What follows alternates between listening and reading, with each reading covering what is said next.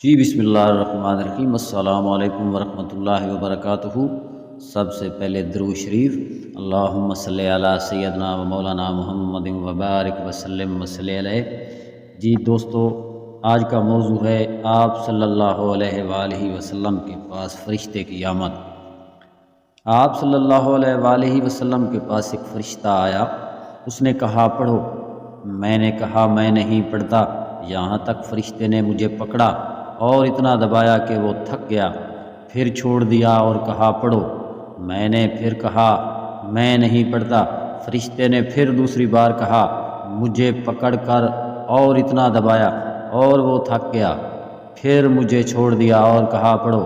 میں نے پھر وہی جواب دیا، میں نہیں پڑھتا، فرشتے نے تیسری بار پھر دبایا اور کہا پڑھیے اپنے رب تعالیٰ کے نام سے جو سب کا پیدا کرنے والا ہے۔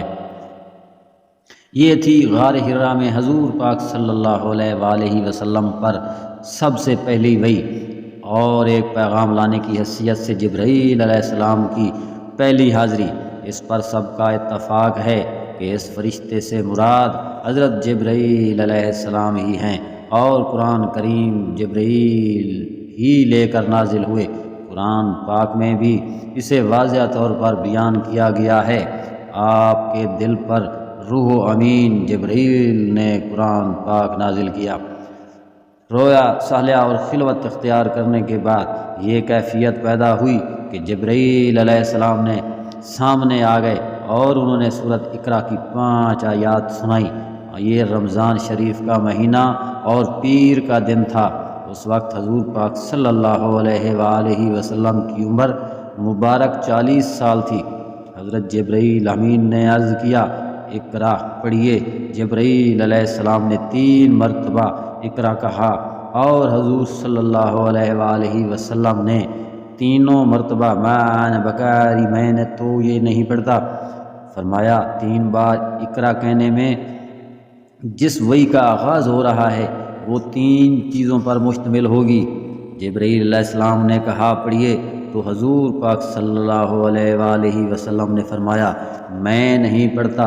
سوال یہ پیدا ہوتا ہے کہ آپ نے انکار کیوں کیا، کیوں فرمایا؟ جواباً عرض یہ ہے کہ حق تو یہ ہے کہ جبرائیل علیہ السلام کا تینوں مرتبہ کہنا اقرا اور حضور پاک صلی اللہ علیہ وآلہ وسلم کا ہر بار جواب دینا ما انا بقاری، اللہ تعالیٰ ہی جانے کہ اس میں کیا حکمتیں تھیں۔